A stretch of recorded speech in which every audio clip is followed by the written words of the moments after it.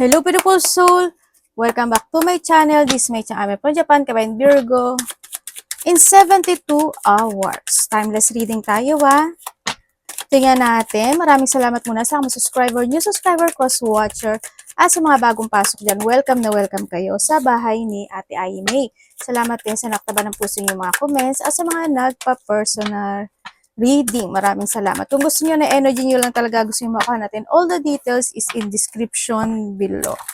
Kuha tayo ng angels numbers mo. Sa mga nag-likes, nag-comments, nag-hype ng aking video, yan. New subscriber, yun. Lahat kayo, sa mga hindi nag-i-skip, syempre, ng ads. Angel numbers para kay Virgo. Ooh! Mamaya ka na ano. Nakita niyo na ba? Yung hindi, sa tangi ko niyo pa nakita. Sabay ka rin. Tinago eh. Okay, meron kang 8, 11, 14, 31, and 33. Ito na nga. Okay.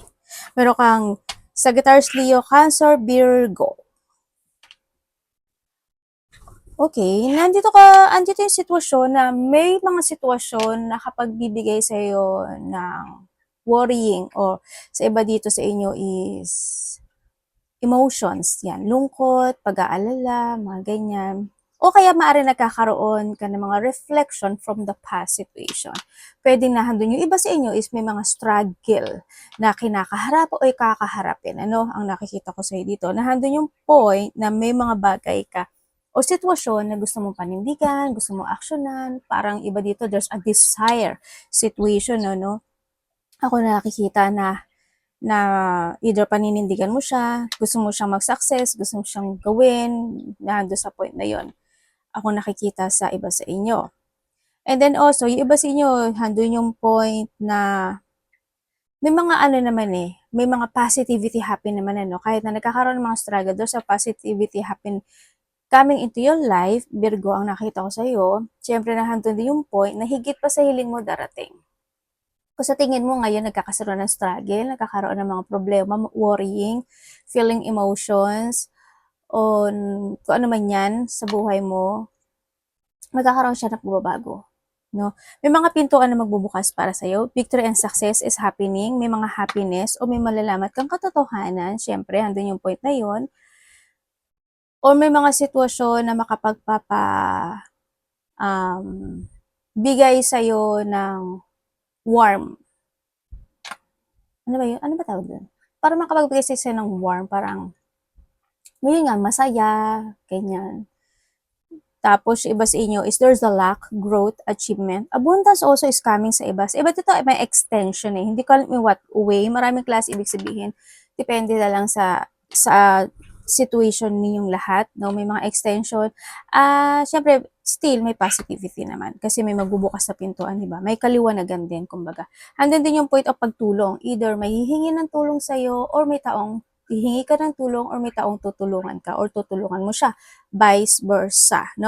Someone's wearing a mask, no? Kaya mag-ingat na lang kayo or pwede na doon yung point na ikaw, di ba? Pwedeng hindi ka naman talaga gano'n na very open sa iba and you want to keep your side, gusto mo i-keep yung feelings mo, yung emotion mo, pwedeng na doon sa point na yun or someone is connected sa iyo. Andito rin yung point na may mga pain daw na mararamdaman. Kung ano mang klase na pain niya, hindi ko alam. Pwede sa mga ginagawa mo, sa mga physical activity mo, sa trabaho mo, sa sitwasyon mo this time, halimbawa, o sa sitwasyon na darating sa'yo. Magkakaroon ng mga debate, no? Ako nakikita dito, may mga hard work ka na pagdadaanan, but still, tulad ng sabi ko kanina, magiging okay din naman at the end. No? Hando lang yung point na parang may mga isasaayos ka ata na bagay o sitwasyon into your life this time. Pero it will happen na magsasuccess yun. Sa nakita ko ito. May mga conflict. Malaki man o maliit yun, conflict. Pwedeng conflict with sa sarili mo, conflict sa trabaho mo, conflict sa pera mo, conflict sa karelasyon mo, conflict sa sitwasyon mo, mga ganyan. There's a conflict situation. Ako na nakikita sa'yo. May mga oras, panahon, pagkakataon na pwedeng nasasayang o nababaliwala sa iba or nahandun yung point na nawa-waste. No? Parang in-English mo lang ate. O nga no. Yun. O masanay na kayo ha. Maarte talaga si ate. Yun na nakikita ko sa iba sa inyo. But still, nasa sa'yo yung key no? Nasa kamay mo yung key. Ibig sabihin, bahala ka na kung saan mo gustong gamitin yung key. Baka naman makaka-receive ka ng bagong key o baka may makikita ang bagong key. Kung ano mang key yan. Sa iba dito, this your idea. No? Ibig sabihin, may mga idea kada maiisip to take it action. Pero nasa sa'yo kasi yung key. Ibig sabihin is nasa sa'yo yung change of destiny na yun. Nasa sa'yo yung answer. Kumbaga, nasa sa'yo yung lahat ng solusyon. No? Nasa sa'yo na lahat. Kumbaga, kasi okay ka naman mag-isip din. May mga mag-a-unlock na situation into your life or mga tulad na sabi ko kanina, may mga mag-o-open or may mga mag-a-unlock. Either this is an opportunity or happiness na mararamdaman mo. Also, unlock of destiny, ano, ibig sabihin, yun nga, opportunity, may sa iba dito opportunity to. O iba dito kung trabaho, iba dito idea, mga ganyan. Ako nakikita to. May mga bagay na fulfillment din ako na nakikita na may magpo-fulfill talaga. Yon. Sa iba sa inyo, may sakit ano, kung may mga sakit kayo, or may mga nararamdaman kayo, magpa-check up kayo, o someone who's connected sa iyo, kasi may illness ako na nakikita. Sa iba dito, there's an end of a cycle na magaganap, pero may new beginning pa rin naman, ibig sabihin. Sana wala namang, sa tingin ko wala namang mawawalang buhay, sir. O diba, minsan, ano rin ako, brutal din ako no. Hoping wala, syempre, di ba? Pero sa tingin ko, ano lang to, pagsasaayos, no? Ng mga bagay-bagay. Kumbaga, what comes to ending din kasi is, maraming ibig sabihin, ba? Ending ng situation, utang, trabaho, kontrata, o mga sitwasyon, mga ganyan, no? Kung sa aspeto ng buhay niya. Mag-ingat ka na lang kasi may mga tao na hindi pwedeng i-trust or hindi pwedeng pagkatiwalaan. May taong makasarili or sarili niya lang inisip niya. Parang yung iba sa inyo, yung iba sa inyo, meron kayong mga strategy na gagawin kasi may idea, situation na parang mag-strategy yung iba. Sa iba sa inyo, ano to? Ibig sabihin may tao na liling lang, basta may tao or sitwasyon na lilinglangin ka, malilinglang ka, may pangliling lang, kumbaga na hanggang yung point na yun. May tao na kasuspe-suspecha or pwede rin sa nagmamatsyag o kaya is kasuspe-suspecha, sneaky, ganyan. Hanggang yung point din na basta mag-ingat na lang kayo, no? In any situation. Mag-ingat din kayo pagdating sa no, sa mga apoy, no? Mapapaso, mabanlian, mga ganyan, no? Basta mainit. Yan. Ingat kayo. Baka yun, di ba? Ito yung sinasabi ko sa iyo. O, di ba? The big break. Reflect. Oh, tama nga ako kanina, no? Sabi ko magkakaroon ka ng reflection from the past situation or the situation. Spiritual awakening, maaaring connected sa yung mga numbers na to, nakakita ka ng mga numbers. But still, 9 is the perfect number talaga, no? Yan. Kasi there's a result situation. May mga learning situation ka na rin, no? Parang iba siguro may mga inaaral kayo, inaalam kayo, sinisiyasat kayo. Also, we have the 5 is the completion, 5 plus 5 is the 10. Also, ito rin sa 10. Kung tingnan mo, 16 yan. Is also the big break. And, syempre, this is yan, achievement, the victory and success, ano? Ako nakikita sa iyo. May mga sitwasyon na ipupush mo o magpo-focus ka or mag-give attention ka doon.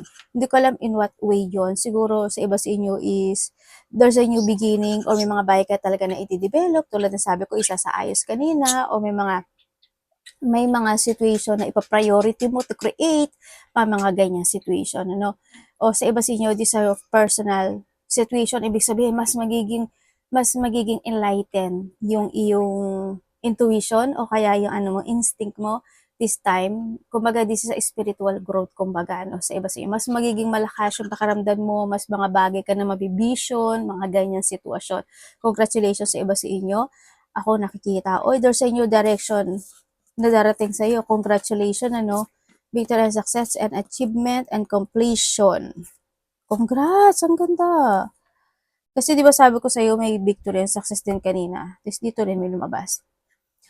Okay, 999 18 9. Tapos 9 din siya ang labas, di ba? Okay. Ano yan? Fulfillment. culmination, result, benefit, reflection, completion. Take Take stock of your accomplishment and how you arrive at them. This is a reminder to maintain optimism and drive toward your goal. Maintain your momentum and know that the power of heaven have you back. You made it and the reward goes to you. Wow! Sabi ko sa iyo fulfillment yan. Higit pa sa hilig mo darating. Kumbaga, parang andun yung point na binibigyan kanya ng binibigyan ka ni universe, ni Lord ng konting struggle, pero ibibigay niya rin yun. Siguro may i-align ka ni universe sa isang sitwasyon na perfect para sa iyo. Kumbaga, kaya handun din yung 'di ba, spiritual awakening na sinasabi ko, 'di ba? Yung parang development. Kaya focus ka diyan. Your guide isa sa tabi mo lang. Energy ni Virgo. Sasabihin na naman nung sino ba yun? Nakalimutan ko yung pangalan niya. Ang arte-arte ko daw. Naku naman, masanay na kayo. Maarte talaga si ate, ha? Diyos ko po, wala naman pinagbago doon. Tawa ako dun eh. Your energy. Okay. Energy po ni Virgo.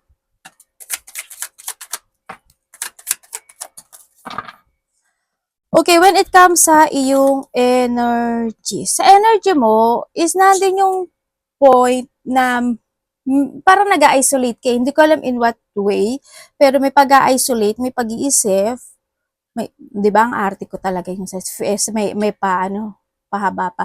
May pag-iisip, meron ka daw pupursigihan, tapos meron kang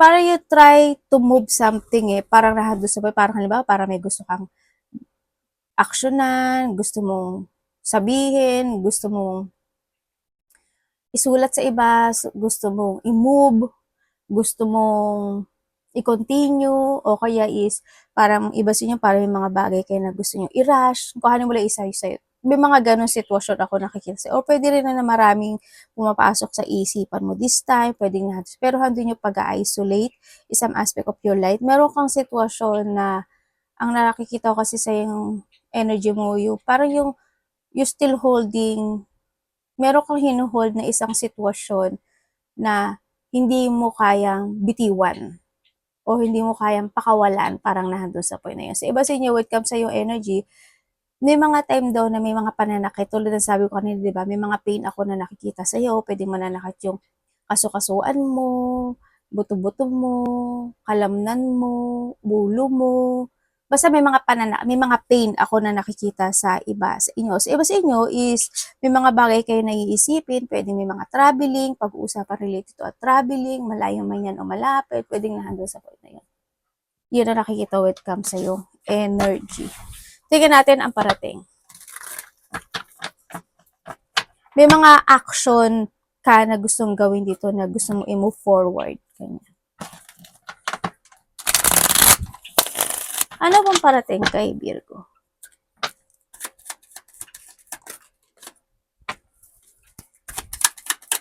Parating kay Virgo.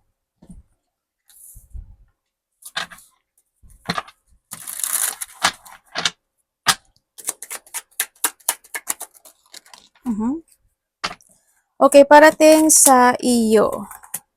Dragon, no? Okay. Okay. Parating sa iyo, meron ako nakikitang babae. Parang lumabas na rin siya kanina. Pero dito, kita ko kung babae o lalaki siya. Pero sa iba sa inyo, pwedeng vice versa ito, ha? Pwedeng babae, lalaki, kasi hindi yun naman to personal reading, no? Sasabihin ko lang yung nahan dito. Babae man siya, lalaki, kasi wala naman, dito, wala namang gender. Ganun. May babae, or lalaki siya, pero may pagtulong Ako nakikita, no? Pwedeng yun yung hinga mo ng tulong, o may tutulong sa'yo, o hingi ka ng tulong sa kanya, o basta may pagtulong. Ang nakikita ko rin sa'yo dito, magkakaroon ng mga union. Ako na nakikita. Yan, magkakaroon ng mga union. Family related or sa iba sa inyo is, itong tao na to matagal mo na itong kilala. Na andito rin yung point na parating sa iyo is magkakaroon na kayo ng pag-uusap ng pwedeng isa ito sa kapamilya mo na na connected siya sa, hindi ko alam kung may bibilin ba kayo, may pagkakagastusan ba kayo, or hingi ba siya ng suporta sa iyo, or magbibigay ba siya ng vice versa. Basta may mga ganong sitwasyon ako na nakikita sa iyo, no? And then also, within the 3 days, 3 weeks, or 3 months, there's a blessing na darating sa buhay mo. Or sa iba dito is, there's a new beginning within a month, 1 day, 1 week, 1 month, or pwede din kasi siya by the June mangyari sa iba, no? Kung sa sinasabi ko naman na 3 months, ay 3 days, 3 weeks, 3 months, pwedeng, kasi 72 hours naman tayo, pwedeng in this 3 days, di ba? Pwedeng nandun sa point na yun. Basta nandun yung point na yun. Ang nakikita ko is, maybe by the June, or 1 day, 1 week, 1 month, is there's a good news coming sa'yo. May fulfillment, happiness, abundance, achievement ako na nakikita, no, sa iba sa inyo. Andito rin yung point na sa iba sa inyo is merong pagtahak ng bagong journey into your life. Or pwede din na handun yung point na may mga idea ka na ipupursue,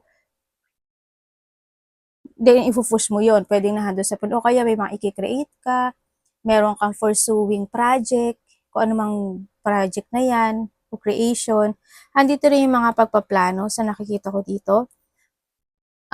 May mga sitwasyon daw na parang nahihirapan ka, parang nagkakaroon ka ng mga difficult decision into your life, na doon ka sa point na yun. Parang merong mga sitwasyon na iniisip mo at nagkakaroon ka ng mga choices, or magkakaroon ka ng mga choices, na doon din yung point na sa iba naman, mayroon kang mga titimbangin na sitwasyon, sa iba naman sa inyo is pwedeng mapapagitna ka ng isang sitwasyon, no? Or para mabibeing caught in a middle situation ka, pwedeng nandun sa point na yun, na ano yung truth ko.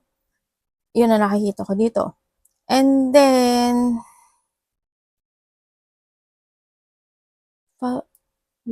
lalaki? May lalaki akong nakikita. Actually, dalawa nga lalaki dito eh. Hindi ko alam kung dalawa or tatlo man siya. Hindi ko alam kung kapatid mo siya, or pwedeng tatlong babae ito, tapos isa ka doon, pwedeng na doon, or isang lalaki, tapos 4 babae, pwedeng na doon sa tatlo or 4, no, na doon yung point na yun.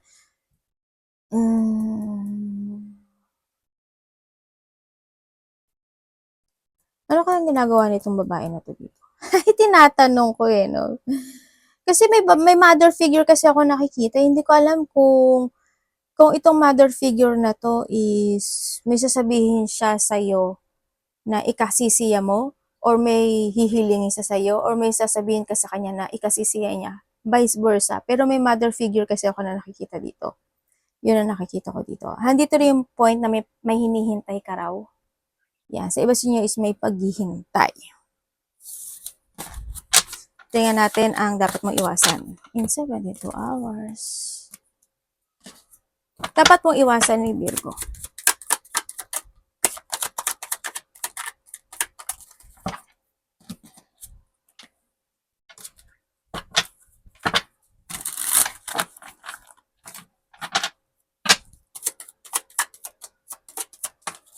Okay, Virgo.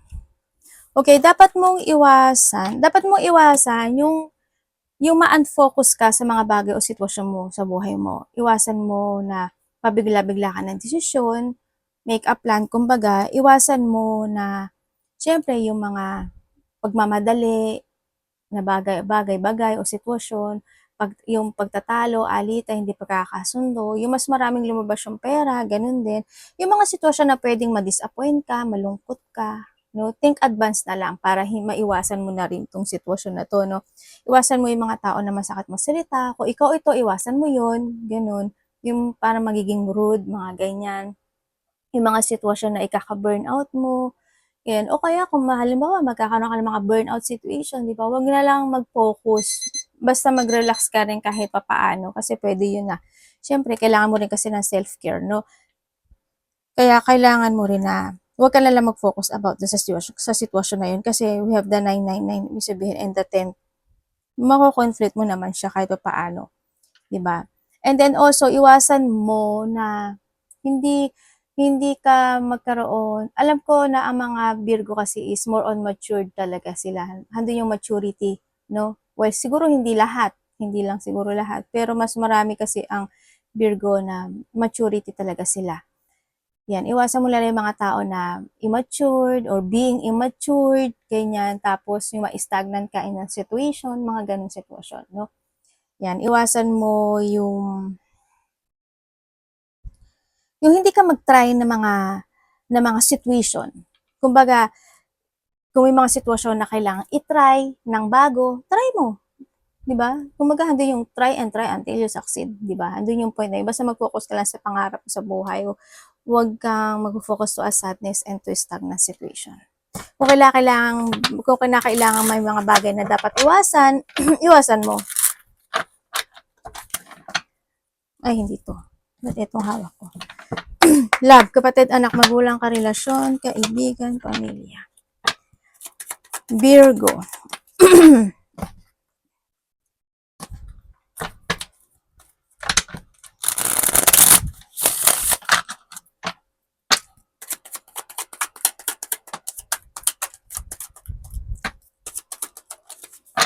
Okay, when it comes sa love. Kung single ka, yes, meron ako nakikita na single pero mag-ingat ka pagdating sa kanya, no? Pero nasa sa'yo naman to eh. You need to be aware lang din. No, ako nakikita dito, baka mamaya meron pala siyang hindi sinasabi sa'yo, di ba? Ando lang yung point na yun. Kumbaga, habaan mo pa yung pasensya mo, wag ka lang din pabigla-bigla. Tulad ng nakita natin dito na planuhin at wag mapigla-bigla, di ba? Kung kayo naman is nagkahiwalay nitong tao na ito o nagkaroon ng paghihiwalay kasi handun din yung option or handun yung third party relationship, dumating kasi yung point na no, pwede rin kasi iba dito LDR talaga kayo. Yung handun yung point na isa sa inyo masyado nang napagod. Hindi ko alam in what way, pero sa tingin ko dahil to sa third party relationship. Nagkaroon ng pag-let go, nagkaroon ng betraya, manipulative, naging sneaky hanggang sa nag-end. Kumbaga, nagkaroon talaga ng struggle in this connection. Kung titingnan ko dito, nagsasabi siya dito ng apology. Ang nakikita ko dito, no? Yun. May apology situation ako na nakikita sa kanya. Kung titingnan ko siya, itong tao na to, parang wala siyang karelasyon ngayon. Ay, hindi. May ano pala. May blockage. Hindi ko alam in what way, pero nagkakaroon siya ng blockage this time. Pero ang nakikita ko sa kanya, kung may sinamahan siya, hindi ko alam kung nagkaroon uli sila ng resetting or may konting toxicity dito sa sitwasyon nila. Pero kung titingnan ko dito sa sitwasyon na to is nahandun yung point na nag-iisip siya kung napatawad mo na siya. Yun ang nakikita ko dito Sa mga may third party relationship naman dyan, oo, kasi isa sa inyo player talaga. Pansinin mo, palagi siya may ka-text at alam ko na alam mo yun. Palagi siya may ka-text, mararamdaman mo yun. Yun ang nakikita ko dito. Handun yung hiding situation. No? Yun. Sa iba naman sa inyo, kung wala kayong third party relationship, pwedeng LDR din kasi kayo, merong mga bagay na ikaka-excite ninyong pareho. Pwedeng may sasabihin siya sa'yo na ma-excite ka or siya sa'yo na ma-excite ka.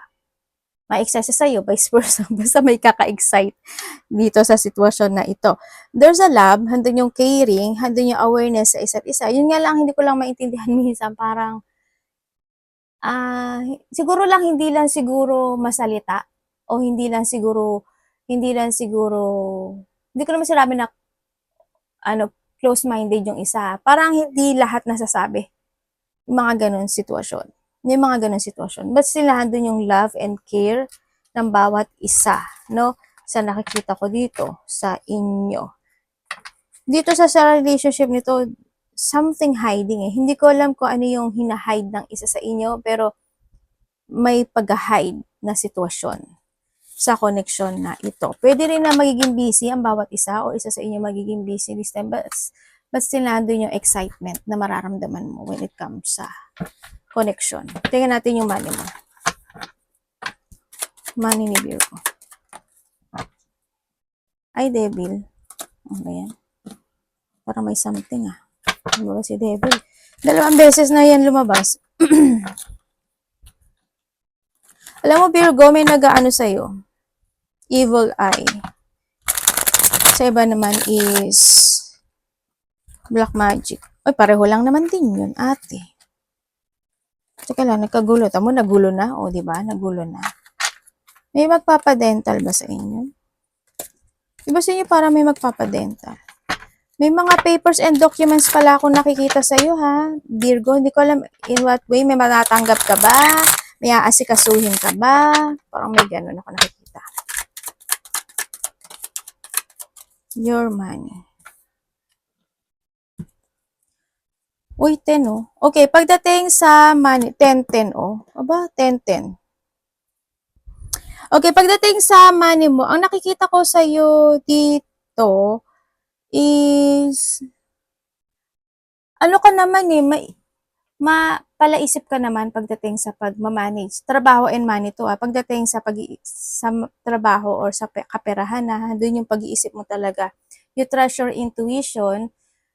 Kumbaga nandun yung awareness no na nakikita ko sa iyo. Yun nga lang, hindi mo kasi maiiwasan talaga na may mga struggle na pwedeng maganap pagdating sa trabaho or pera man yan. Kasi meron ako nakikita na mafe-feeling stuck or may blockage or may stagnant ka raw pagdating sa pera. Yun na nakikita ko. Sa iba sa inyo, siguro andun yung point na merong magsisinungaling pagdating sa pera or magkoconnect yung trabaho or pera, mga ganyang sitwasyon. Kaya mag-ingat na lang din kayo, no? Or pwede rin na nasa iba ano to, basta it's more on stagnant ang nakita ko. But still, yung after naman no, may good result naman kahit papaano sa nakikita ko dito. Kasi may new beginning pa naman din ako. Kasi di sa 10-10, ibig sabihin may completion talaga na magaganap. Yun ang nakikita ko. May konti lang sigurong burden ka na mararamdaman, struggle, problem, yan. Nakokonek yung pera or trabaho mo. Pero you can manage yan. Kasi sa si Sun, tsaka nandito si Ki. Tapos nandito si 99. Yun, mag-ingat ka na lang, no? Pagdating sa mga bagay na yan. Arigato namaste, God bless.